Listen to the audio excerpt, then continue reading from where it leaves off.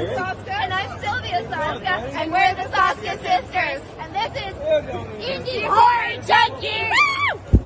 Indie Horror Junkie. Indie Horror Junkie. Indie Horror Junkie. Indie Horror Junkie. Indie Horror Junkie. Indie Horror Junkie. Indie Horror Junkie. We're a panic attack. And this is Indie Horror Junkie. Woo! Indie Horror Junkie. Indie Horror Junkie. Indie Horror Junkie.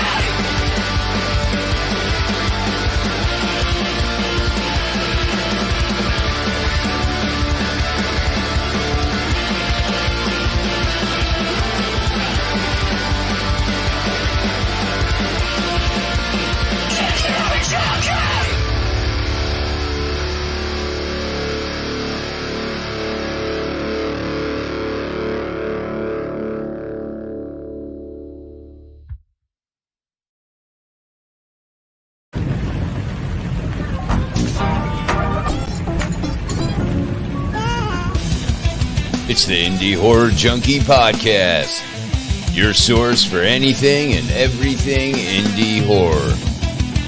Here's your host, Otis B. Dreads.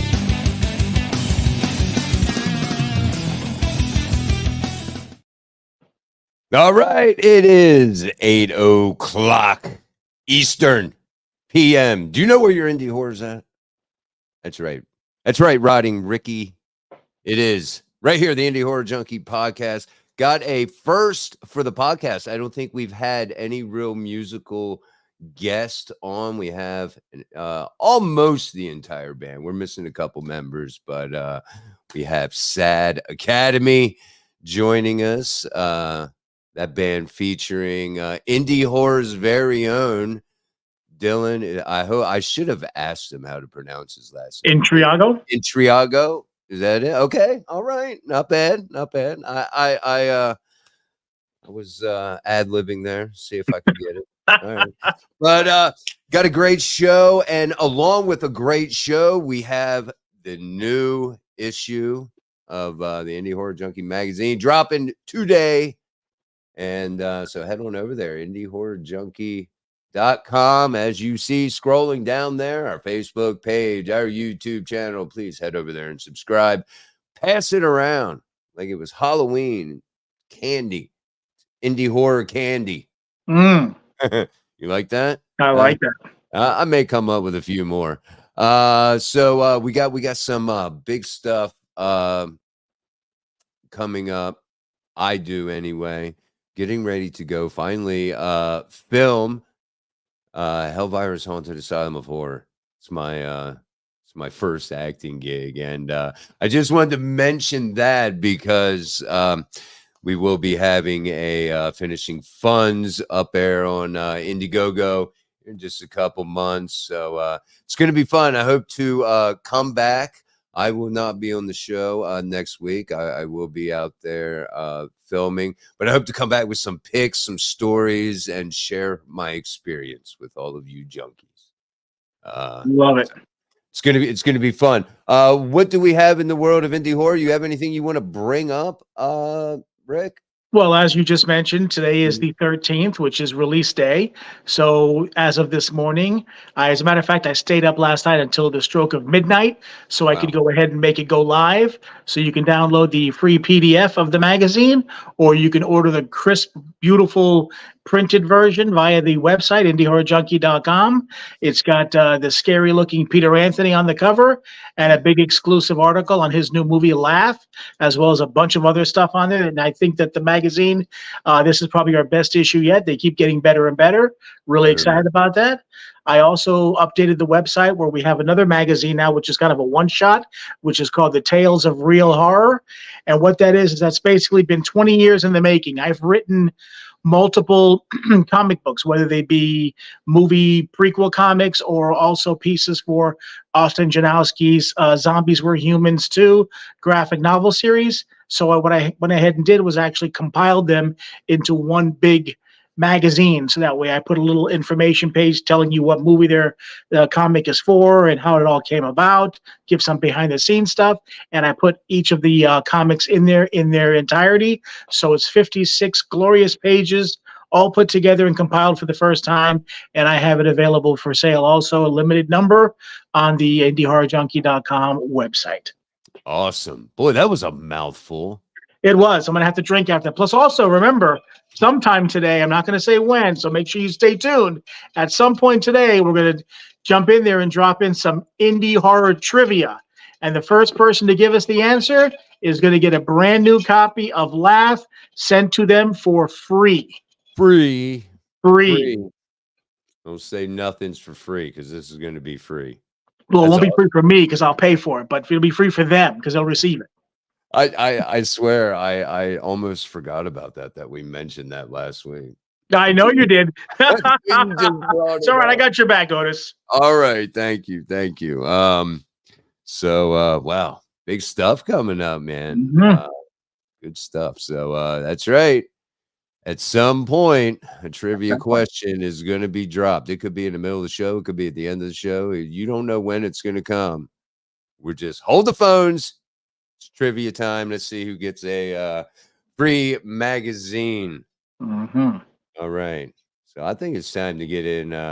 Let's jump into it. Our guest, Sad Academy. Of course, I mentioned Dylan Intriago. He's lead guitarist. We have Peter is the bass player, I believe. I think I got this right. I think I'm on my game. And of course, we have Zach. Is the lead vocalist, and we're going to talk their music, possibly some horror. I gotta pry. Inquiring monsters want to know. I like that. Well, I actually have to be fair. I took that from Bill Mosley when he makes the post on Facebook. He'll ask a question, and he puts that at the end of every post. So I can't take credit for that, but I do like it as well. Absolutely. Here's a short little intro into some of the music of Sad Academy.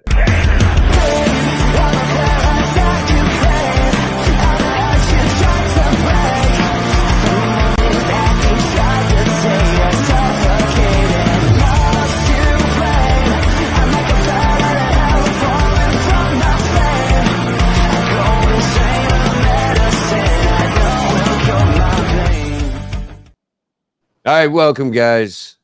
How are you? Hey, how's it going? Normally, we can hide the guest behind the video.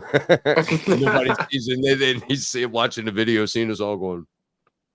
Yep. That was popping my head. I don't know about you guys. There they are. Yeah.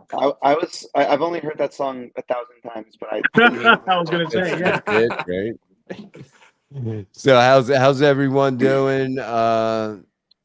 Thank you guys for joining us today, man. Talk a little music. You guys are our first musical guest. At least That's band. awesome. Yeah. So, no, thank you for letting us be the guinea pigs.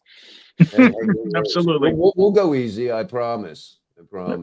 So, who wants to start and tell everybody a little bit about Sad Academy, the the music style, what got this whole Sad Academy thing started? Let's get into the history. Yeah, no, yeah. I mean, there's a lot of different angles to this. I think this whole thing, because, and I think we mentioned some of this when we were featured in the Indie Horror Junkie magazine issue later last year, but we are a complete product of the quarantine, of the 2020 quarantine. We all kind of met each other around that time, and it was so organic. It was one of those things where I honestly felt like if we didn't attempt to try to do something with the idea of doing the music together, that we were really missing out on a cool opportunity. And even just amongst us meeting each other for the first time and getting to hang as people, it started to all make sense really, really quick. And So I did read that you guys started out during the pandemic, and I'm yeah, assuming that you guys were all kind of quarantined. So you kind of like met each other, kind of like how we're doing right now. Is that what I'm getting? A yeah. little bit. A little bit, yeah. But Dylan and I actually go back about 11 years, which is really Okay, cool because we okay. actually started playing music together when we were in jazz band at our high school. So I was playing bass at the time and he was the guitarist, and that's how we kind of like developed a friendship and relationship that's lasted crazily over a decade, which is like pretty nuts to me. That's pretty insane. And like, yeah, like we got to really watch each other kind of grow and develop as musicians, and like we were just having a conversation, and we typically have these talks where we're just like, man, like I wouldn't have thought like 10 years later or this many years later we were able to actually create like a body of work, based upon like what we saw from each other in those formative years, Right. So Yeah. but yeah, Dylan and Zach met each other a couple years Do back we want to as tell well. that story? Yeah. Yes, we do want to tell that story. Let's Oh do it. yeah, no, we want all the stories. We don't That's care. right. No. Yeah. Oh no. all right. Okay. Yeah. We can be. Yeah. So how this goes is, me and Dylan are both professional actors. We started working professionally in the musical theater industry. So a theater that he had been doing a lot of work at the time, called the Titusville Playhouse in Titusville, Florida. I would just so happen to be doing a contract there, and one of my castmates in the show I was in, funny enough, it was during Halloween Horror Nights, and I was working Halloween Horror Nights at the time. She sends me a text like halfway through the night, and she's like, "Hey, I'm here at Horror Nights. When you get off, do you want to come hang out?" And I was like, "Absolutely." So she's like, "I have my friend with me. You'll get to meet him, and I think you guys will really hit it off." And I said, "Okay, great." And Dylan, I'm gonna let you take the rest of this. All right. So there I was at Halloween Horror Nights, and like many goers of the Halloween events, it can be a little bit of a party time, responsibly. I So don't know where this is. Here we go. maybe, I know, right? Buckle up. maybe I've had a Guinness Or two. Maybe. or two, There you go. Or five. and Or 10. it was a chill time. It was a fun time, and at some point during the night, I'm like, I want to chill out for like a set, you know. And our friend, she tells me, she's just like, hey, like, I have this friend named Zach. He's also worked at Titusville Playhouse. He's really cool.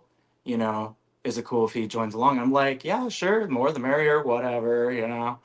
We're at Halloween Horror Nights, why not? And I'm pretty tired.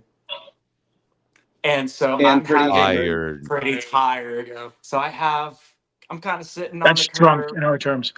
Yeah. Yeah. Let's call a spade a spade. Right. At this section that it's the New York section in the park. So I have my head down. I'm chilling and whatever. He's Throwing up. making this so modest. He's making. I was this going to know, say, man. I could This see him guy- pausing. Yeah. This motherfucker was hammered, and I was he's slumped hammered. on. He's sitting on the corner, and he's like Puking his guts out. I say hey to my friend, and I had caught up. I had caught up to him before meeting up with my friends. I'm like, I'm gonna get the vibe going. So I say hello to my friend, and I see this dude sitting on the curb, like vibing out, and I go, "Hey, man." He looks at me and he goes, "Oh, hi, dude." And what's crazy is that through our y'all can still hear me, yeah? Oh, yeah. Yeah. Through our inebriation, we became best friends overnight. and it turned into this thing of like we started hanging out regularly, and we started talking more, and then it was only a few months later that COVID started. So what started as a friendship that was very organic, and we were it genuinely was a very organic head off. We realized we had so much in common, and it was just good company. I think being an actor in this area who is also into like the same music, Yeah, it's hard to find that. very So rare. I think that's also what helped too. You know, we're just like, oh, you like this band? Oh, you like that too? Yeah, no, Oh, because I drove them home from Horror Nights that night, and he had had some more, and we're in my car, and the car turns on. I think it was the Dookie record I think starts it playing. was either Green Day. Dookie Yep. or yeah, Yeah, and I he think was it was like, "You Dookie. listen." He was like, "You listen to this?" I'm like, "Yeah, man." And yeah. So what Otis had mentioned earlier, like once COVID started, this was basically how we just kept in touch with each other, and for a little while. And as we did wait until things were a little on the safer end, and we waited to get tested, and we did all that, and eventually we just started. I was like, we can play this safe. I'm not going out very often. If you'd like to come over, you're more than welcome to. Just make sure if it's comfortable for you. And um, we started wearing masks, if I remember a little bit, and then eventually we got a little more comfortable with it. But whenever he would come over, we would just listen to music, watch movies, and jam out together. And it was so much. I loved that period of time. That was a lot of fun. And it was very quick that I had reached a point personally where I was like, I'm used to having this lifestyle where I'm going from gig to gig, or I'm we're wondering when my next show is going to be. And I know he had been in a very similar situation, and I was like, one night I just really reached kind of a rock bottom of that mindset, and I called him and I was like, hey man, do you just want to make music together? Like, do you want to just try this? Because I feel like with everything going on in the world, and also in our personal lives, I feel like we could have something pretty important that we could say. It's up to people if they want to listen, but this could be really therapeutic. And he was like, yeah, now we just need a band. And the first person he called was the guy sitting next to him right now. I was like, yeah, no, that was I during that time, it was almost just kind of like all the cards were just falling into place, and it was like, huh, Yeah. I'm not sure what's going on exactly, but this is something that I need to try out. And you know, spending time with Zach a little bit, it was just like, this is someone who cares. This is someone who like cares. So I was just Yeah. like, I know an amazing musician who can play bass and piano. Understatement. So can play. This guy is Mozart. Oh, please. Wow. But yeah, nah, man, they're No, he gassing is me up. incredible. But not Right. I might. But yeah, I met Zach through Dylan reaching out to me for the first time in about like a year or two. I had moved back up to Titusville because I went to Florida Tech for a while, and I was all over the place regionally. I lived in North Carolina for a while. I came back down, and I joined another band.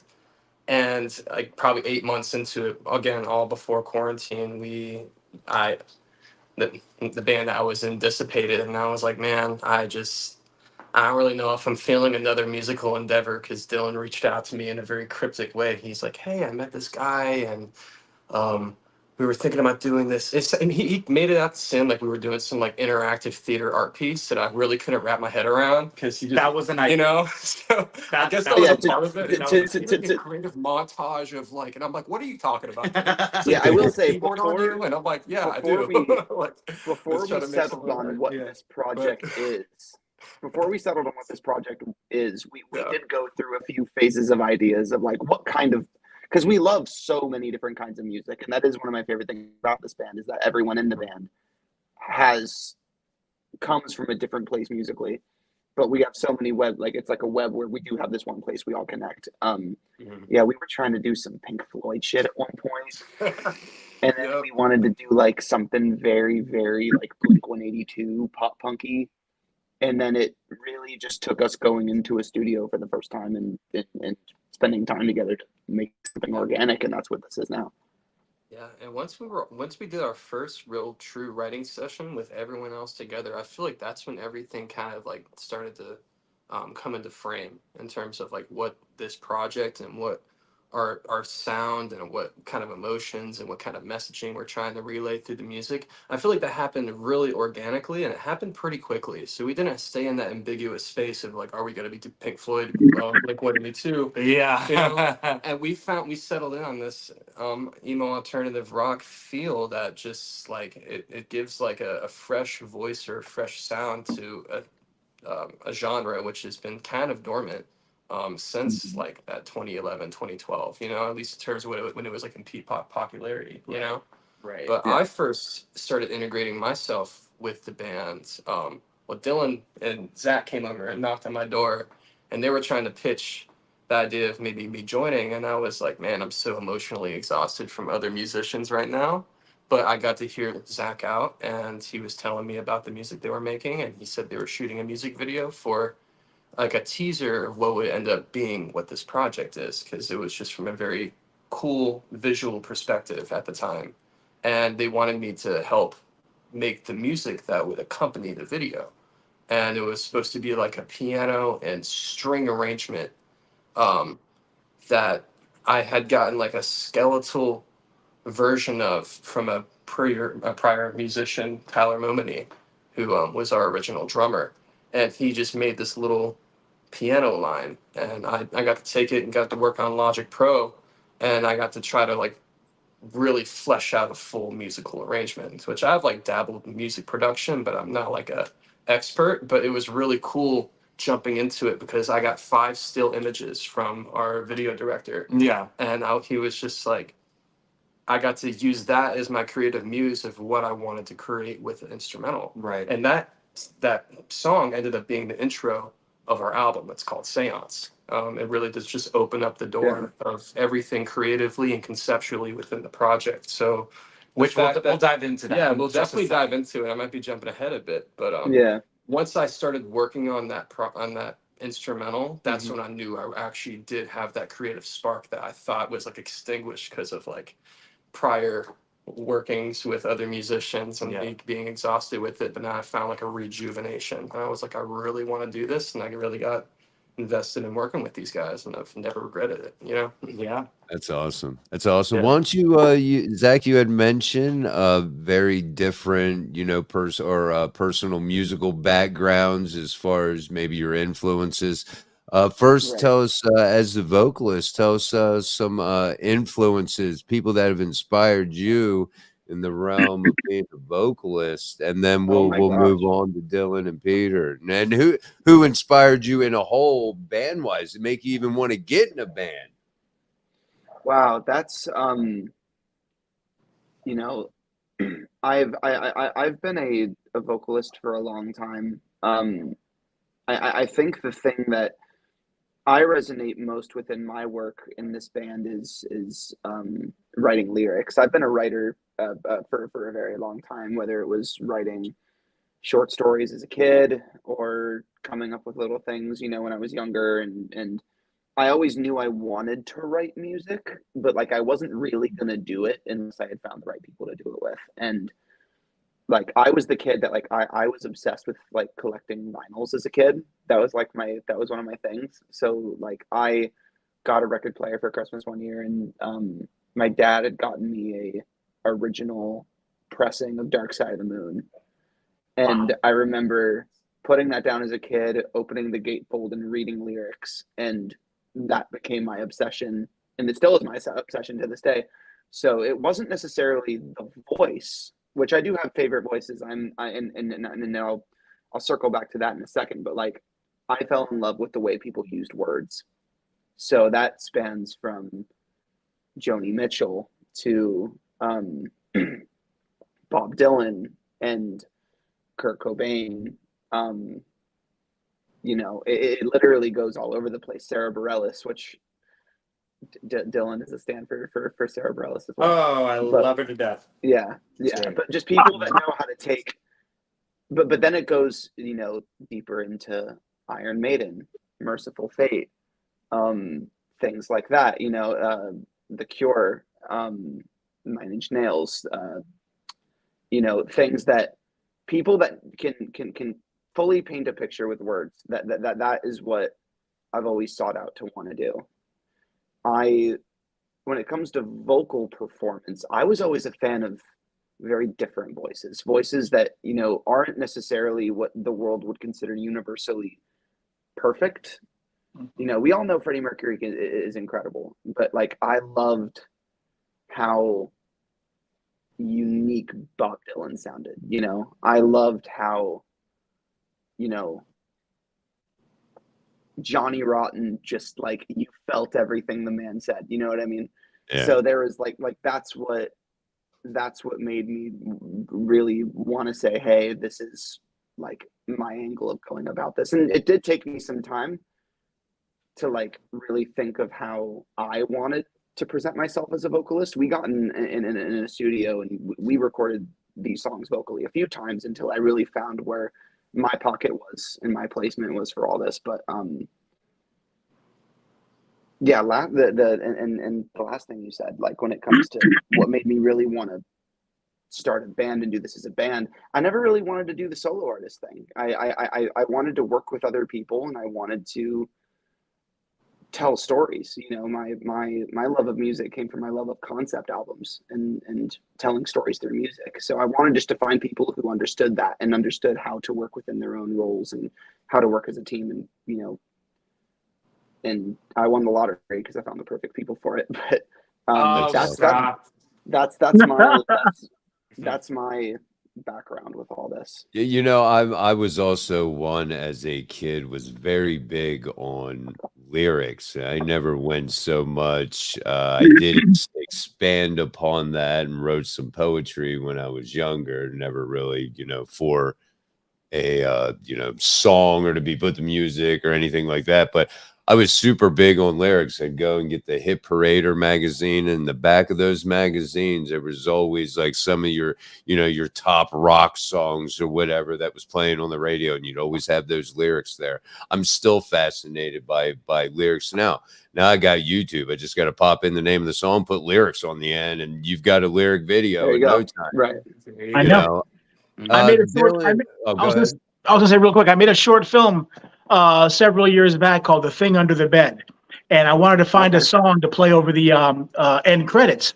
So there's this punk rock band out of, I think it's Clearwater, called the Funeral Daisies, and they're always dressed up as zombies and stuff, and each one of them has a certain name, like someone fearsome and this and that or whatever.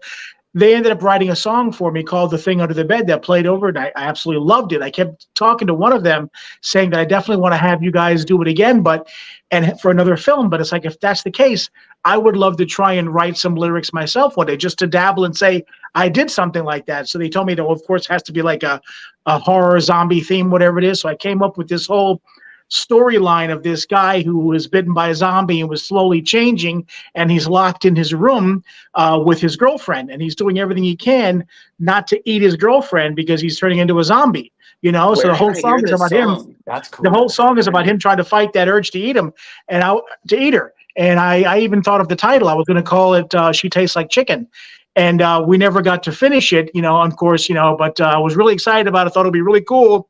You know, so you talking about that really made me think, like, one day I need to get her done. The song I meant. That is the greatest story. I need to hear that song. I do. Gotta hear it. That's incredible. It's very close to happening. That's hilarious. Before we get to Dylan and Peter real quick, I want to know about your guys' influences musically and whatnot. This comes up Facebook user, but I am prepared today. This is Asylum Amy. What's up, Sad Academy and Indie Horror Junkie fam? These guys are crazy talented. Debut album, Playing with Ghosts, dropping soon. Make sure to download it and check it out and follow their socials at Sad Academy for upcoming live shows. Are you paying her?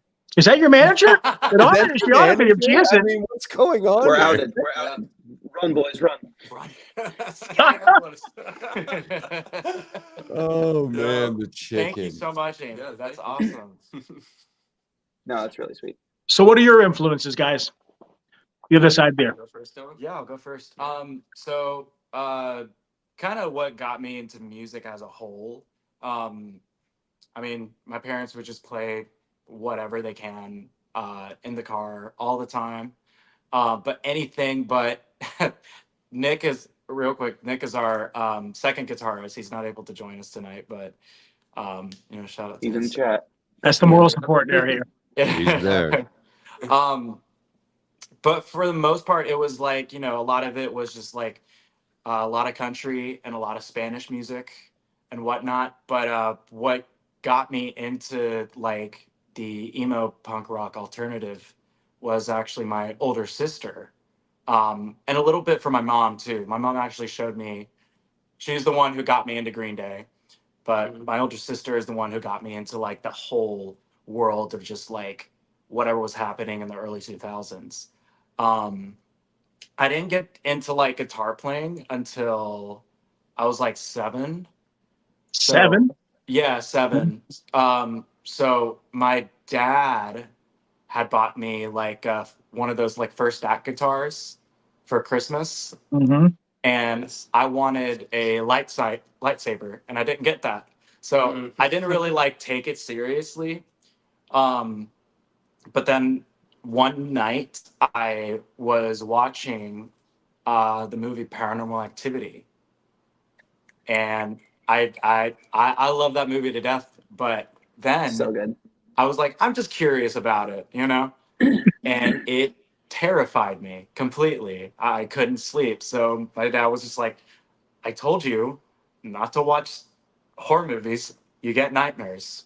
Little did he know later on. So then he was like, here, just put this movie on. It's about a boy and a guitar. And it was actually the movie August Rush. Oh man. And I was So good. obsessed. I was obsessed with it. I'm like, this is the best. And Chef's kiss. Chef's kiss. Yeah. And that got me into just everything that I'm doing, just learning, just teaching myself on like online, getting tutors and whatnot. I guess when it comes to just music as a whole, like as far as influences go, it's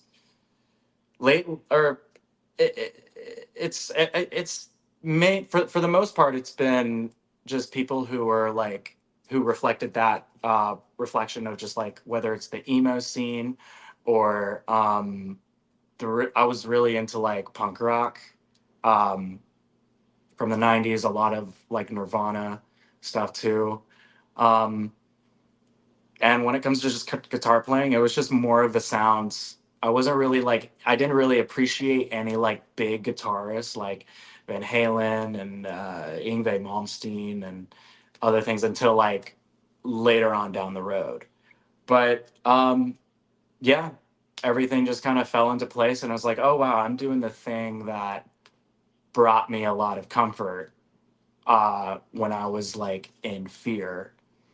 But now I love horror movies, so it's just there you like, go. okay. Right. And, I can't help but think you got a guitar instead of a lightsaber, and here you are, a guitarist, man. We could have a real life living fucking Jedi right here if you'd have got the lightsaber. Yeah, can you imagine? Right? But no Sad Academy. Jedi powers right now instead of guitars. Jedi Academy. That's so funny. And Peter, how about you? You're the Bon Jovi, Guns N' Roses, all that stuff, right? Oh yeah, I mean, like I had a little '80s phase, but it was very brief, But that's yeah, right. There's like, enough '80s in me for the both of us.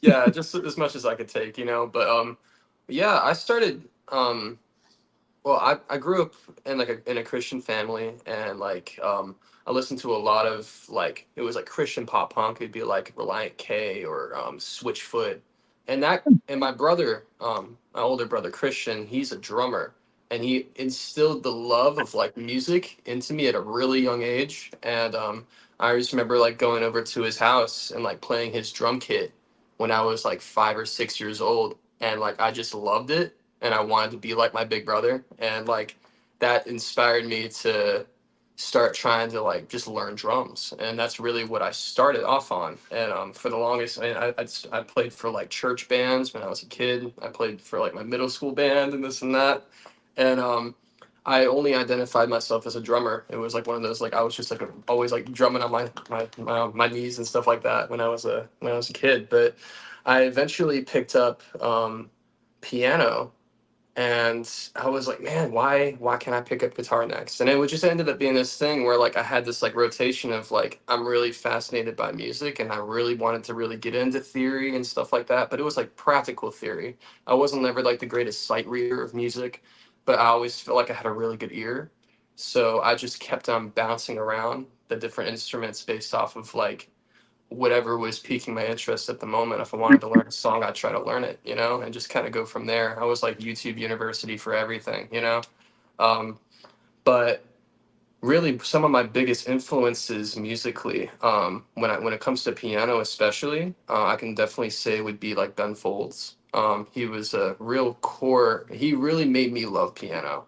The way that he would not only be like as a songwriter and be able to put like have these really great narratives and emotions that was behind his music, but his compositions and the way that he was able to play. I'd want to like learn a full Ben Folds album on piano just because I thought he was amazing. You know, it was a cool idea back in the mid '90s where it was like Ben Folds 5 was a rock band that was just a bassist, a pianist, and a singer. That's it. You know, so. Yeah, bass, drums, and piano, just no guitar at all. And I'm like, that's kind of crazy to me. And that it was just showing how piano can just be influential and can carry a track like that. But when it comes to other bands, I really liked like the Killers and like Blink-182 and stuff like that. My big sister really did put me onto like pop punk, but then I started bouncing around different like genres of music as I got older. I started really liking R&B and I started liking hip hop, and I kind of like went through these different phases, especially when I was in college, where I was listening to artists like Kendrick Lamar and Kanye, and like having an appreciation for sample artists and like really soulful riffs. One of my favorite bassists is Thundercat. I think he's incredible, you know, when you have like that church influence and the gospel chords and how rich and emotional it can be, but also really complex. Those things all inspire me. You know, when it comes to a rock standpoint, I think Flea is one of my favorite bassists as well, just because him and John Frusciante from the Red Hot Chili Peppers, they were able to find and create identifiable melodies without having to be overly complex. And if you can make something really good, but not have to make it complicated and still make it identifiable, I think that's just like the magic formula when it comes to making really good music. You don't have to overthink it. It's really what comes organic. Right. I feel like they made a career off of that. And that always inspired me, you know? So that's just a few of my influences and kind of where I come from when it comes to the music style that I do. But I always pride myself in like trying to pull from different genres and different influences instead of trying to stay in one wheelhouse, you know? It's always like a boundary pushing thing for me, and I really love that, you know? And this is like the perfect way for me to have that kind of outlet, you know? Yeah, my son plays guitar, and he was all self-taught at YouTube University, and he goes from anywhere from Otis Redding to Slipknot. When it comes to his influence, he is all over the place. And I told him the same thing. I'm not a musician, but I've been around a lot of musicians, and I find it very beneficial to take a little bit of this, a little bit of that style, a little bit of this style. And then you can make it your own, because you're always going to like, you know, little things from, you know, different styles of music that you may want to incorporate, and you don't want to, you know, plagiarize it and just have it sound exactly like that. So you put your little spin on it.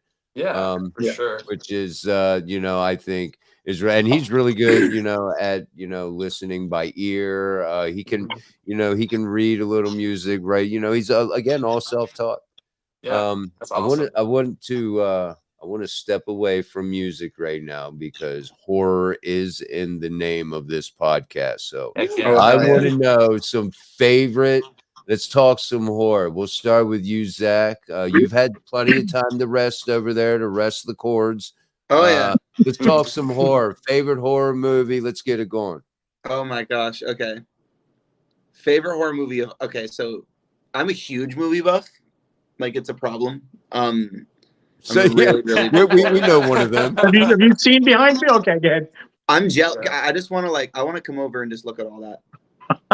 It's like a museum. I'll give you a close up. There you go. Well, I'll try that's so anyway. sick. Look at that. That is cool. Heck yeah. That's so sick. Whoa. My favorite horror movie of all time is The Exorcist. Yeah. That is the Like the Holy Grail. and The Shining. Those two like Oof, changed yeah. my life. Changed my life for sure. Recently, I loved like the two films that I really loved that I kind of put in that same tier were Hereditary. I thought Hereditary was incredible. So good. And interesting take, but Skinamarink I thought was brilliant. Yeah, I did too. I thought that film was fucking brilliant because it like Paranormal Activity. It was a film that nothing really happens, and it's your imagination that's wigging you out the entire time. And I love when a movie fucks with you like that.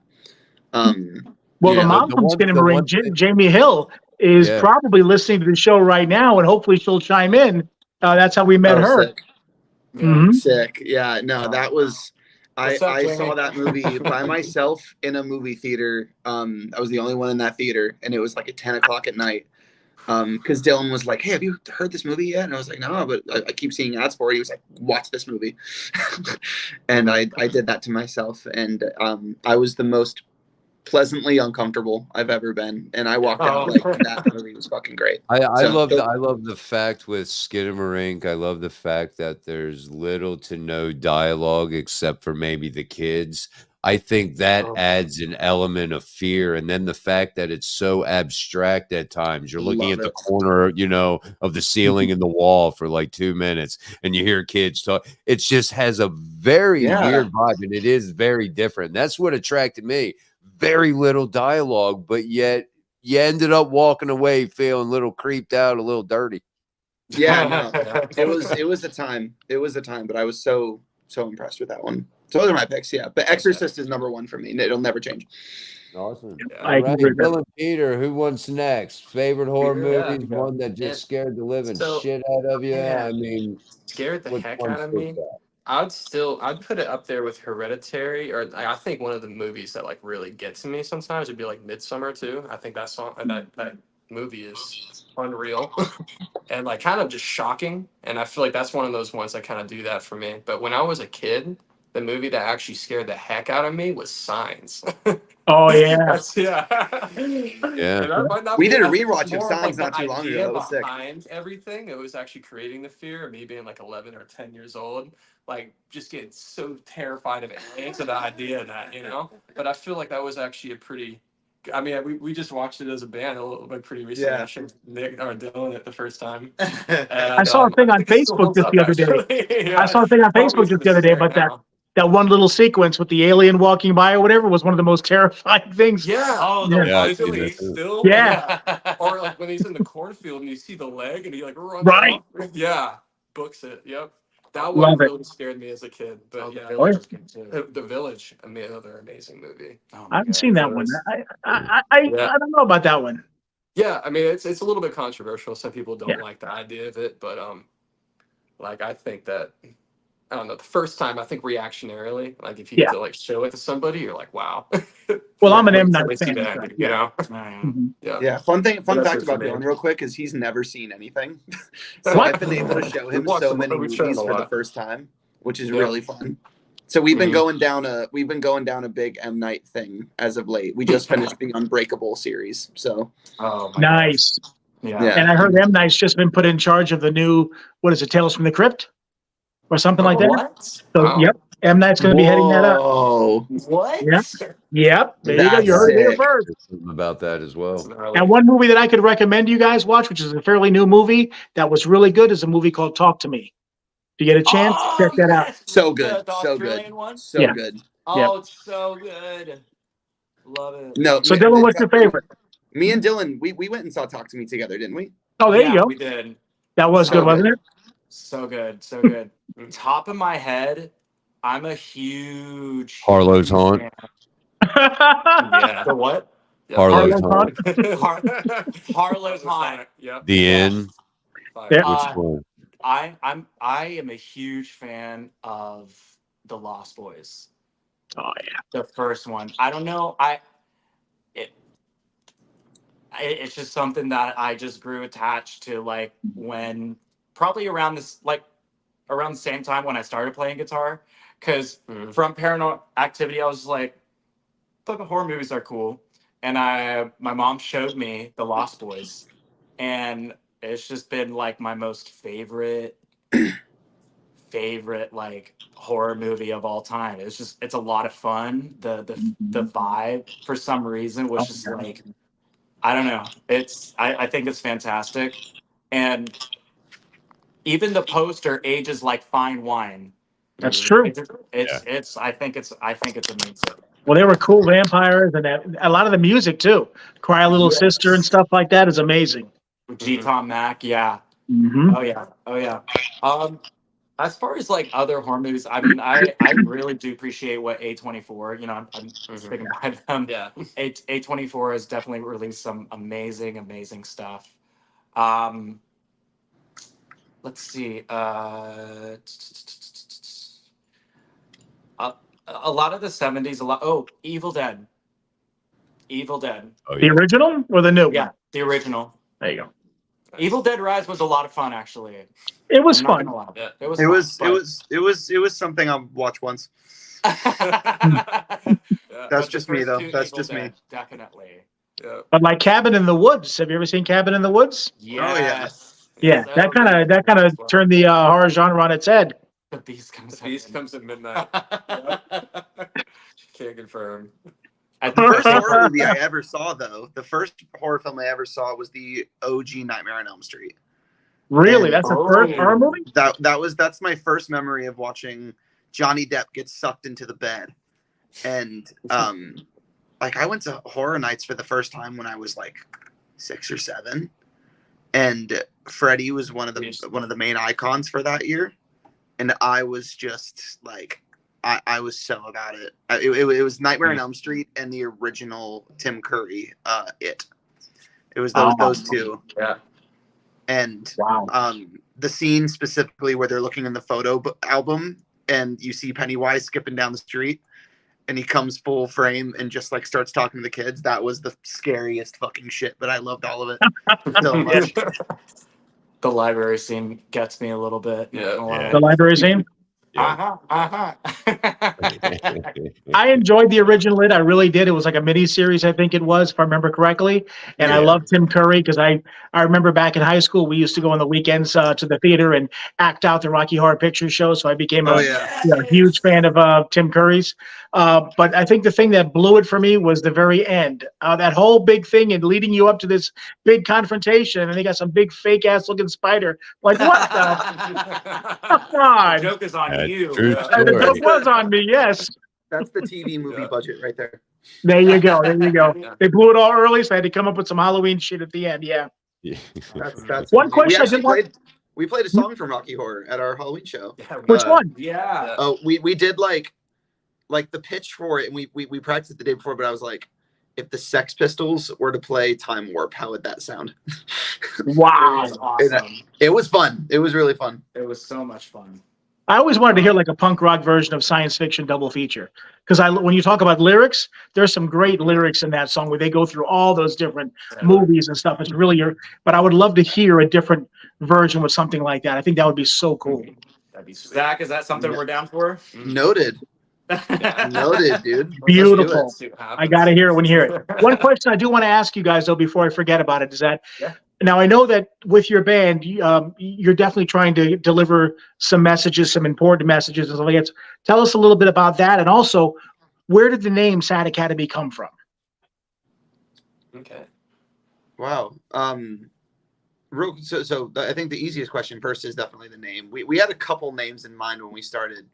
At one point, we were called Melancholia, and that went away really fast. I always loved the word academy. I loved the word academy, and I think it was me, Dylan, and my brother were in a room together, and we were just spitballing names. It was just something academy, and I don't know what it was about the word academy, but I wanted to, because whenever I go to live shows, I always associate, like, I was never that big socially as a kid, but like the place I always felt like I belonged was in the crowd at a concert. It felt like a congregation. It felt like everyone who doesn't know each other, we're all coming together and we're sharing this one thing that we can all believe in. And I always thought that was a really beautiful thing. So I wanted the name of what we were to be like a safe place, an academy, sad academy, a place where a bunch of people feel something unanimously. And we're coming to this place to turn that negative thing into something really positive. I like that. And that's kind of when it all made sense. And that's still is the love that of it. When it comes to the messages behind our music, I think it kind of plays in line with the name. I think it comes down to the fact that, like, whether it's through our roles as musicians or as a lyricist, we want to write like the music that saved my life wasn't the music that told me not to feel the way I feel. It was the music that made me feel understood for feeling the way I feel. And I always wanted to create something that one day people would be able to, even if it's just one person can listen to a song and say that the sound of our music or the words within our music was able to help them through something. You know, I want to embrace real human problems. And I think what's been cool in the receiving end of that is that we've had people who are younger say they really identify with our stuff. And we have people that are older and, you know, in the 50s and in their 50s and 60s who say they can listen to our stuff and identify with it. And then that is the most incredible thing. And that's why I think our name feels very honest, you know? Yeah. That's what it's always been about for us. And that for me will always be the moral behind what we do. And that's really what I want to communicate through what we do. Very cool. I mean, I want to also give a shout out to my daughter, Jessica, just to kind of let you know a little tidbit here. She's the one that actually wrote the article on you guys for my magazine because she's a big emo type fan or whatever it is of your type of music. So I had her listen to the songs and look you guys up, and that was her first opportunity to go ahead and write a little article, and I had her do you guys. So that was really cool. She killed it. Thank you. That's so cool. That was great.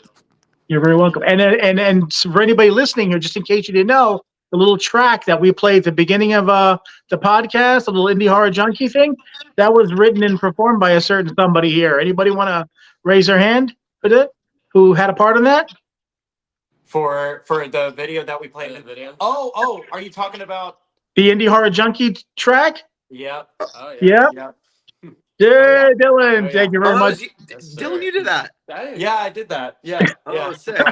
Many talents. We love that track. Play at the beginning of every show and put all a little stuff to it and stuff like that. It's just absolutely brilliant. It was exactly what I was looking for when I was looking for a little jingle. I mean, he nailed it. So heck yes. Thank you so much, brother. Yeah. No, of course. Cool. I'm happy to. Absolutely. No.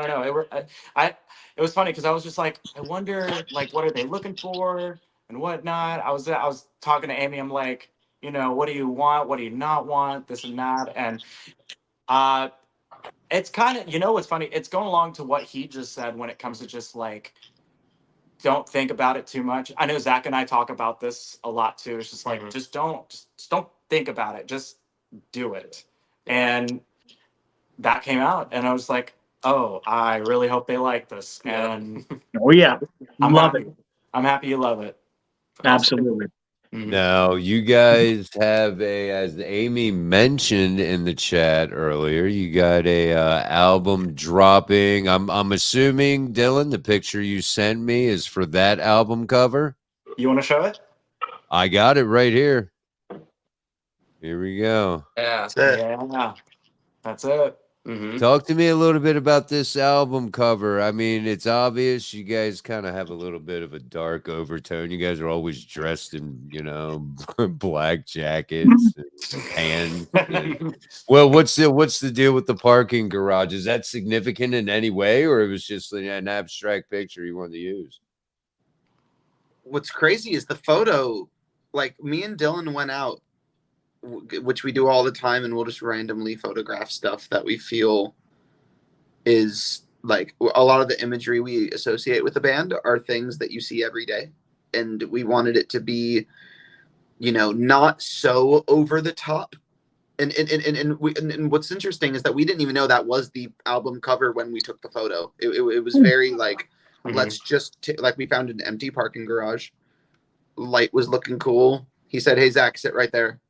and you know, he took this wide shot photo, and you know, my favorite album covers of all time are the ones where you can look at them and you can associate it with the music however you want to. And I never really want to be someone who explains what it means, if that makes sense, like respectively. But like for example, the like Dark Side of the Moon is a triangle, light beam going in one direction, a rainbow coming out the other. That can mean anything you want it to mean, but it makes so much sense at the same time, right? Right. This is a person in a parking garage sitting in light surrounded by darkness, and there's a battle there, and you feel alone, but you know you're not. You're in a space where there should be a lot of people, but there isn't. And the other day when we were setting this up, actually, he sent me the picture and he was like, "Hey, I'm going to send him this picture." And I went, and I called him and I was like, "Bro, that's the album cover." And then we called each other, and it just it made sense. We all just had this unanimous feeling of like, yeah, that should be it. And if we have to think about it too much, then then that's not the way to go. Let's just not think about it. It makes sense. It can mean anything they want when they look at it, and that's how it should be. So let's roll with it. And now that it's beneficial for a while, I look at it and I'm like, it makes perfect sense. You know. You know, it's funny you mentioned that about the album cover and whatnot, and the first album cover that popped into my head, where the kind of album covers you like, Zach, is the Violent Femmes with Blister in the Sun, where it's just got like the painting of the little girl put at the window looking up. Yeah. You have no idea, what you're really getting, until you open it up. And right.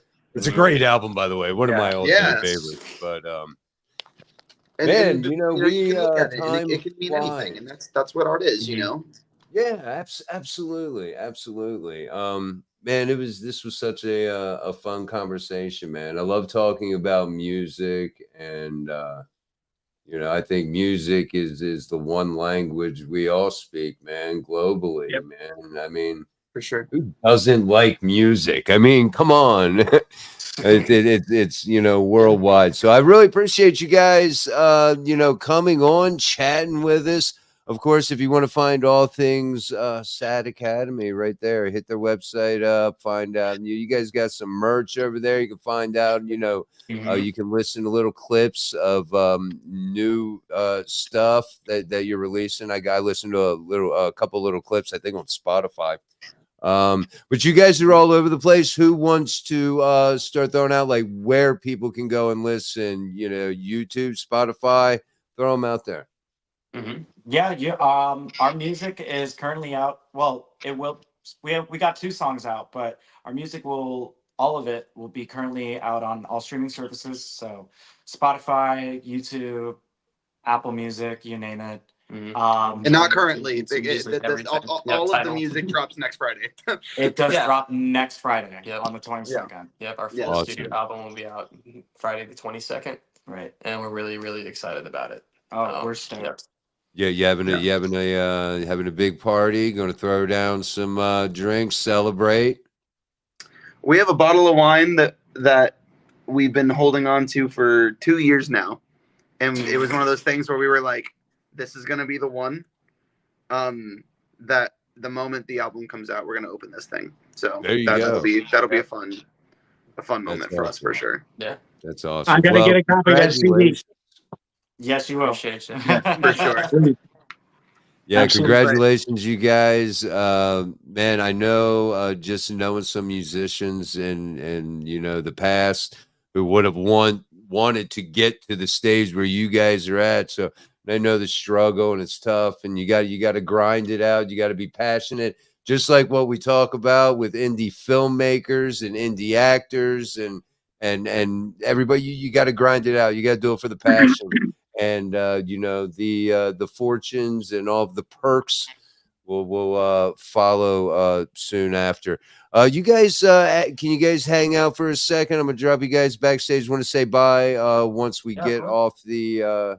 Once we close everything out. Again, thank you guys for thank you very much. Thanks for having us on. Thanks for having us. You guys are great. And I look forward to maybe doing this again someday. Absolutely. Yeah. We'll talk to you again in just a minute. Yep. You guys hang tight. Good stuff.